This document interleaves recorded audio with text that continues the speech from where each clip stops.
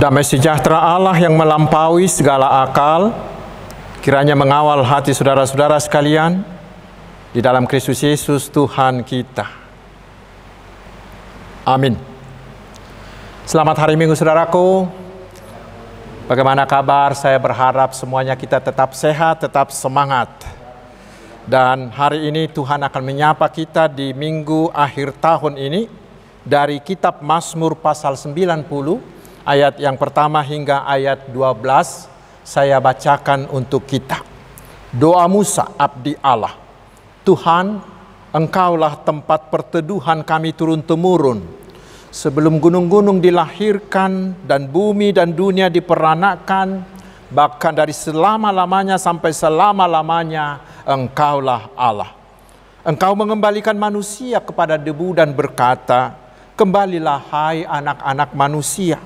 Sebab di matamu 1000 tahun sama seperti hari kemarin apabila berlalu, atau seperti suatu giliran jaga di waktu malam.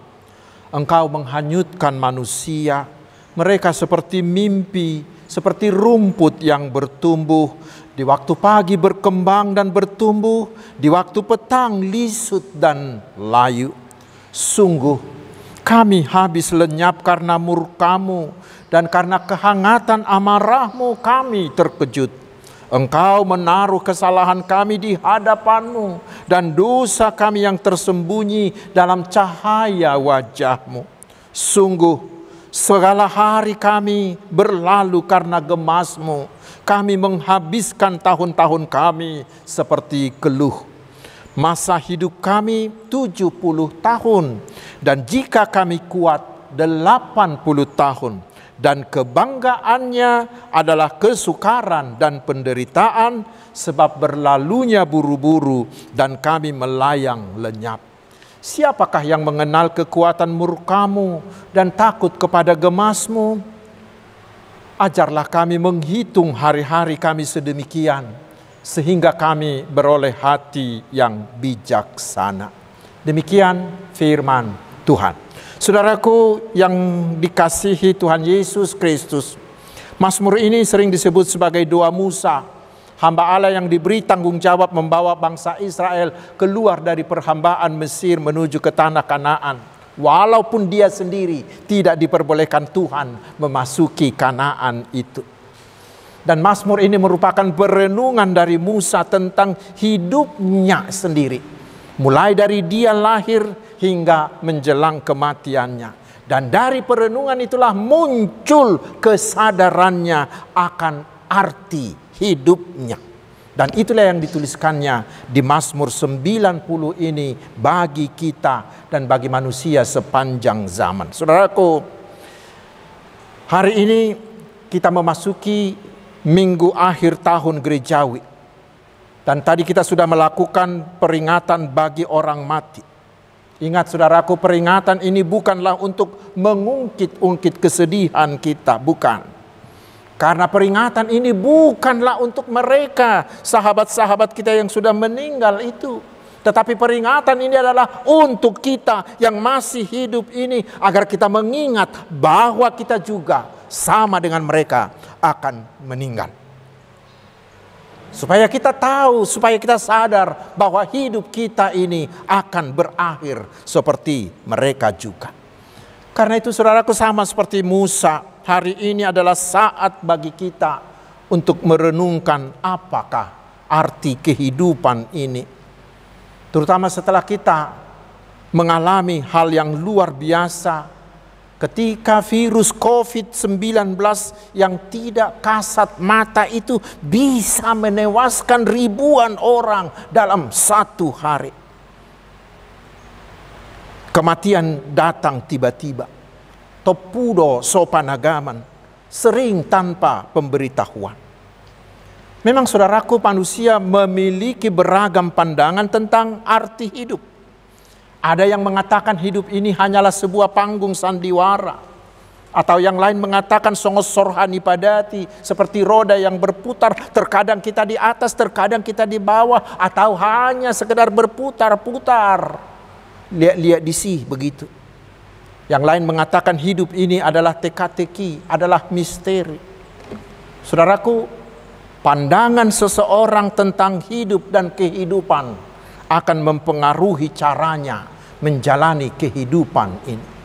Pandangan kita tentang arti hidup dan kehidupan sangat mempengaruhi cara kita menjalani kehidupan ini. Nats perenungan Musa yang menyapa kita hari ini mengajak kita untuk merenungkan beberapa hal tentang hidup dan kehidupan ini, sehingga kita tahu kemana arah hidup kita dan bagaimana kita menjalani kehidupan ini. Yang pertama, firman ini memberi kita kesadaran tentang Allah, bahwa Allah kita itu adalah Allah yang kekal selama-lamanya, tidak berawal dan tidak berakhir. Tetapi Dia adalah Allah yang selalu ada dan terus berkarya sepanjang sejarah manusia, dari dulu, sekarang, dan di masa yang akan datang. Itu dikatakan di ayat 2. Allah kita itu adalah Allah yang berkuasa atas segala sesuatu, dan Dialah Allah yang memegang hidup kita. Hidup mati kita bergantung sepenuhnya kepada Allah itu.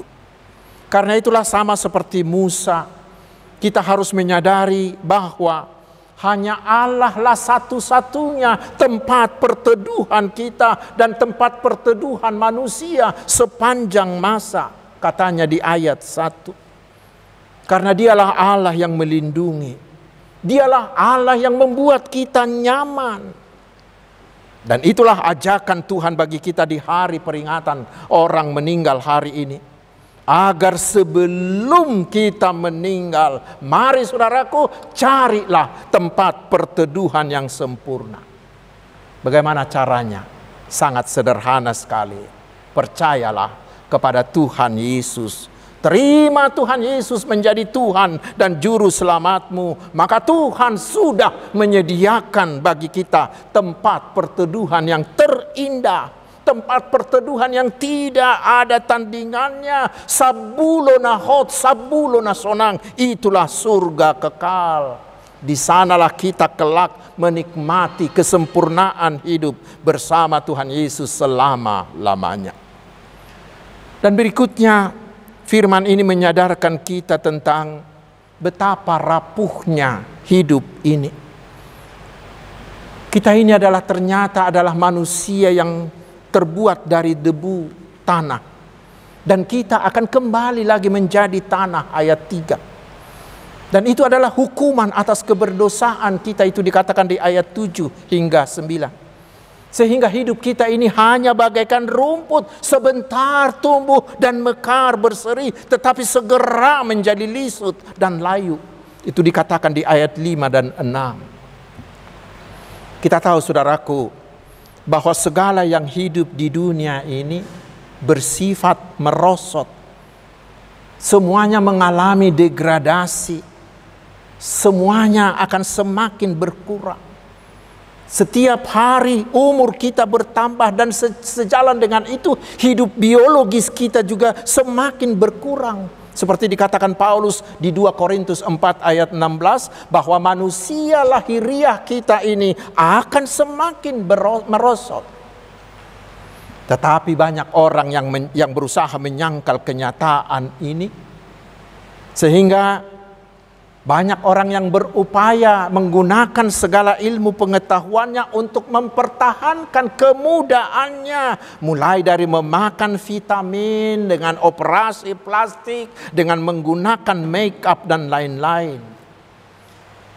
Semuanya orang menginginkan usia yang panjang. Atedangi, sudidu hita neng gajang umurna. Tetapi tidak mau menjadi tua. Umurnya, itulah keinginan orang. Umurnya panjang tetapi jangan menjadi tua. Namun saudaraku, penuaan itu tidak akan terhindarkan. Itu nampak mulai melalui kemerosotan. Karena itulah dikatakan di ayat 10, usia tua membuat hidup kita ini menjadi sengsara dan penuh penderitaan. Secara biologis kemampuan tubuh kita ini akan semakin merosot. Refleks kita perlahan-lahan akan menurun. Penglihatan kita, pendengaran kita semakin menurun. Kita semakin mudah lelah. Nafas kita mudah tersengal-sengal. Otot-otot kita menjadi lelah, menjadi nyeri, dan lain-lain. Dan secara psikologis, kemampuan berpikir kita juga semakin berkurang, walaupun menurut kata ahli, semakin kita tua, memang kita berpikir semakin terpusat.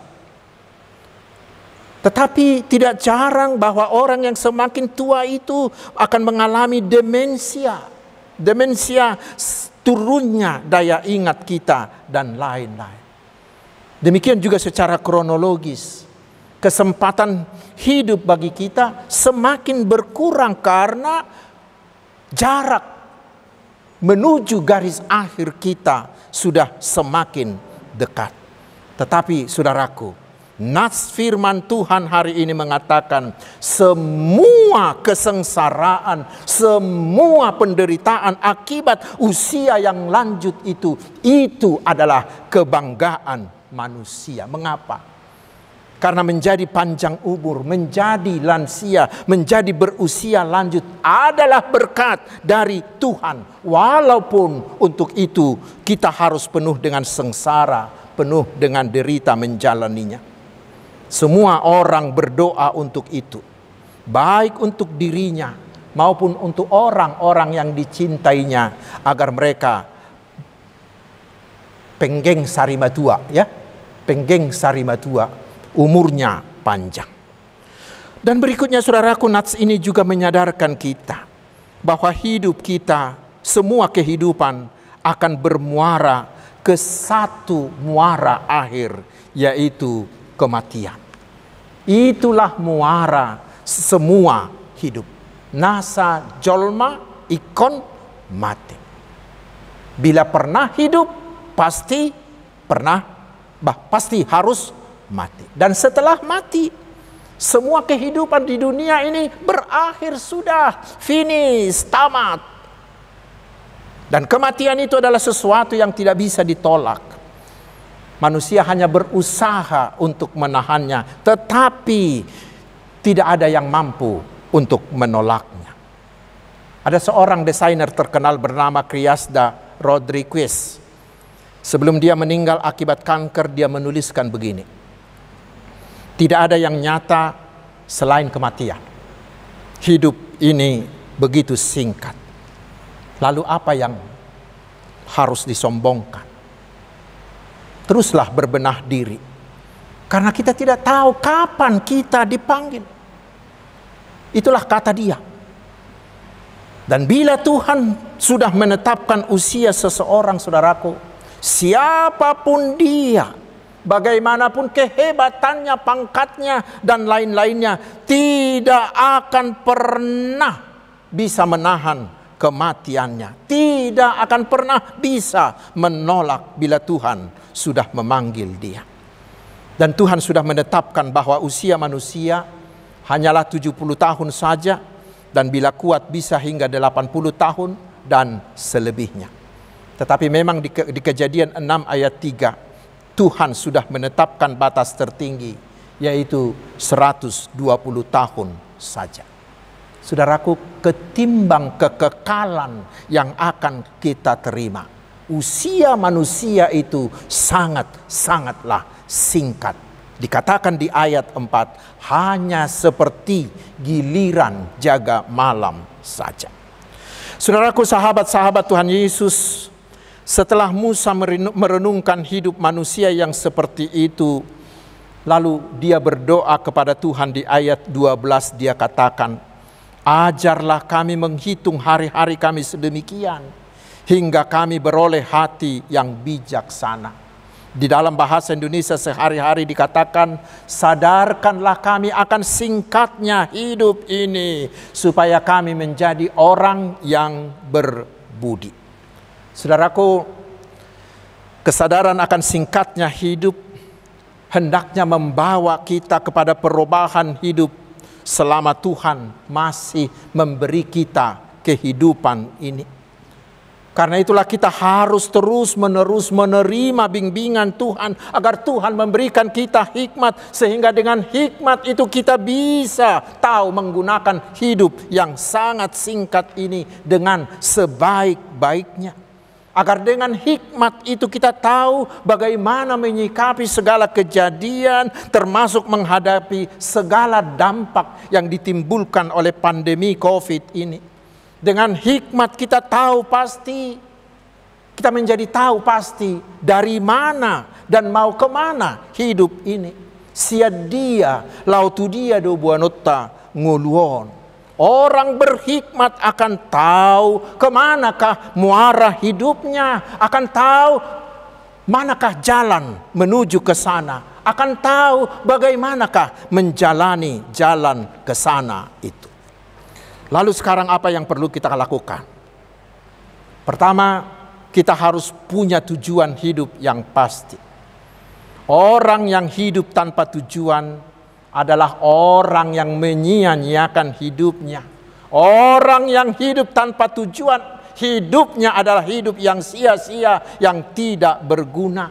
Dia bagaikan seorang tukang pos yang mengantar surat yang tanpa alamat. Dia akan capek, dia akan habis tenaga, dananya dan waktunya akan habis tanpa hasil apa-apa. Karena itulah akhir tahun gerejani dan peringatan akan orang meninggal hari ini mengingatkan bahwa tujuan hidup seorang Kristen, tujuan hidup seorang percaya adalah kekekalan. Tetapi pertanyaannya, kekekalan yang mana? Yaitu kekekalan yang disediakan Tuhan Yesus bagi orang-orang yang mau percaya kepadanya. Itulah yang harus kita lakukan selagi kita masih hidup, yaitu percaya, terima Tuhan Yesus menjadi Tuhan dan Juru Selamatmu, supaya Tuhan Yesus membawamu ke kekekalan bersama Dia di sorganya itu. Namun tidak cukup, dan bukan asal percaya saja. Harus ada yang kedua. Itu yang dikatakan oleh Paulus di 2 Korintus 4 ayat 16 tadi. Dikatakan, meskipun manusia lahiriah kami semakin merosot, namun manusia batiniah kami dibaharui dari sehari ke sehari. Ketika kita masih hidup dan sesudah kita beriman, kita harus memiliki bukan sekedar iman, tetapi harus iman yang menyelamatkan. Yaitu iman yang terus-menerus diperbaharui hingga menjadi iman yang dewasa, iman yang berbuah, yang nampak dalam hidup sehari-hari. Itulah hidup orang yang berhikmat, yaitu yang mengisi hidupnya, mengisi hari-hari hidupnya dengan takut akan Tuhan, sehingga imannya semakin tangguh, bertumbuh, semakin dewasa. Tidak peduli berapa usia kita pada saat kita meninggal, saudaraku, tidak peduli. Tetapi bagi Tuhan Yesus yang perlu adalah berapa dewasakah imanmu ketika engkau meninggal. Dan yang berikut, saudaraku, hari ini kita harus menyadari betul bahwa kita tidak tahu kapan waktunya kedatangan Tuhan Yesus menjemput kita melalui kematian. Sama sekali tidak kita ketahui. Sama seperti yang dialami oleh banyak orang di masa pandemi COVID ini. Kematian itu datang seperti pencuri. Karena itulah hari ini, saudaraku, selagi Tuhan masih memberi kita waktu untuk hidup, bila Tuhan masih memberi kita satu hari ini, mari ingat, itu bukanlah waktu untuk menikmati hari-hari, bukanlah hanya waktu untuk melakukan kegiatan kita saja, tetapi itu adalah kesempatan dari Tuhan untuk mendewasakan iman kita.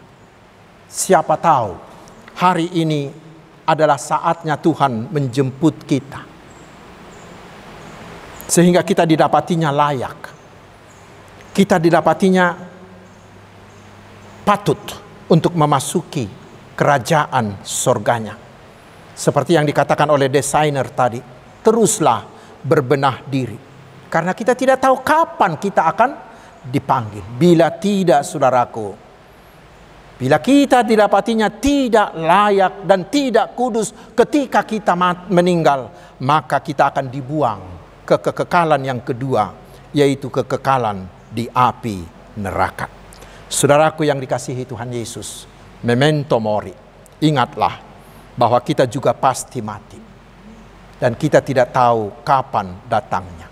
Karena itu selagi Tuhan masih memberikan kita waktu, inilah harinya, inilah saatnya. Jangan tunggu sampai besok, hari ini, saat ini. Terima Tuhan Yesus, imani Dia, dan teruslah pupuk imanmu menjadi iman yang dewasa. Sehingga kelak Tuhan Yesus membawa kita kepada kekekalan bersamanya di sorganya yang indah itu.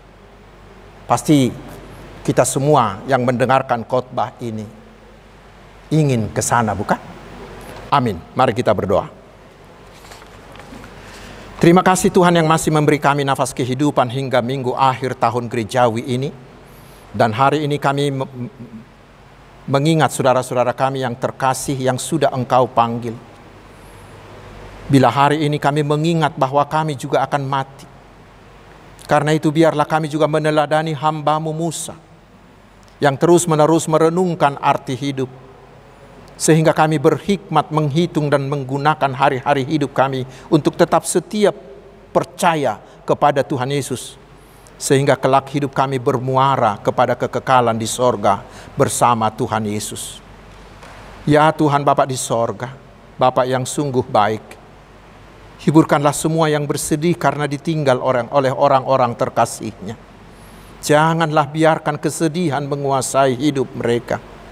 Biarlah mereka melihat rancangan damai sejahtera Tuhan dalam setiap kesedihan itu, sehingga mereka mau bangkit dan kembali bersuka cita.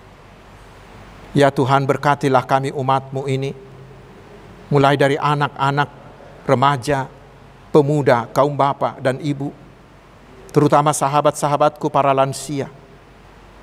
Berkati kami dalam keluarga kami, dalam pekerjaan, dalam usaha, dalam bisnis, dalam studi dan dalam pelayanan kami. Berikanlah kami keberhasilan dalam segala pekerjaan kami. Beri kami hikmat menghadapi segala macam perjalanan kehidupan ini.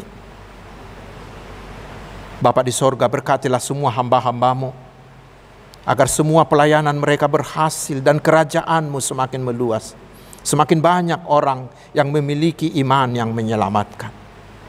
Ya Tuhan, berkatilah juga pemerintah dan seluruh masyarakat bangsa kami, agar tetap bersatu, tetap sejahtera, dan tetap berkeadilan. Terpujilah nama-Mu Tuhan Alfa dan Omega. Di dalam nama Tuhan Yesus Kristus, Tuhan dan Juru Selamat kami.